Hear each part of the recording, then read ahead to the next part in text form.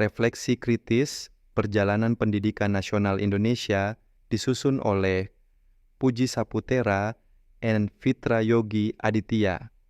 Perjalanan pendidikan nasional Indonesia adalah sebuah kisah panjang yang penuh dinamika, mulai dari era kolonial hingga era modern. Dalam perjalanan ini, kita menemukan berbagai tantangan, keberhasilan, dan tentunya banyak hal yang perlu kita refleksikan secara kritis. Perjalanan pendidikan Indonesia dimulai dari warisan kolonial. Pendidikan pada masa kolonial lebih berorientasi pada kepentingan penjajah. Kurikulum yang diterapkan jauh dari konteks Indonesia dan tujuannya lebih pada menciptakan tenaga kerja yang terampil namun tidak kritis. Warisan ini masih terasa hingga kini dalam beberapa aspek sistem pendidikan kita. Kemudian pasca kemerdekaan, dimulai 1947 sampai 1950 yang berisi tentang pembentukan watak, tahun 1952 membahas tentang menemukan materi berhubungan dengan kehidupan langsung, dengan kehidupan masyarakat. Tahun 1964 berisi tentang penekanan perkembangan moral, kecerdasan emosional, artistik, kesehatan jasmani, dan keterampilan. Tahun 1968, mulailah lahir politik dari Orde Lama ke Orde Baru yang menekankan untuk membentuk manusia sejati, kuat sehat jasmani. Mata pelajaran bersifat teoritis, tidak mengaitkan dengan kehidupan nyata di masyarakat. Tahun 1975 sudah menggunakan pembelajaran yang efektif dan efisien, dan baru dikenalkan satuan pendidikan.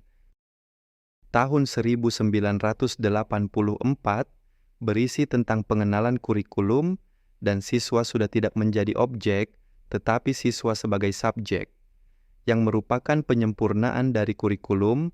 1975 menekankan pendekatan proses skill. Dalam kurikulum ini, siswa dianggap sebagai subjek belajar, bukan objek. Konsep cara siswa belajar aktif, CBSA, diperkenalkan, tetapi implementasinya menghadapi kendala karena banyak guru masih terbiasa dengan metode pengajaran langsung dan kesulitan dalam mengaktifkan siswa. Selanjutnya tahun 1994, setelah merdeka, pendidikan menjadi salah satu pilar utama pembangunan. Namun, berbagai tantangan seperti infrastruktur yang terbatas, guru yang kurang berkualitas, dan kurikulum yang sering berubah membuat progres menjadi lambat. Perjalanan pendidikan Indonesia tak hanya berhenti begitu saja, perjalanan berlanjut pada era reformasi. Kurikulum 2004, pengganti kurikulum 1994 dan 2006. Kurikulum yang disempurnakan pada tahun 2012 yang membawa angin segar bagi pendidikan. Otonomi daerah memberikan kewenangan yang lebih besar kepada daerah dalam mengelola pendidikan.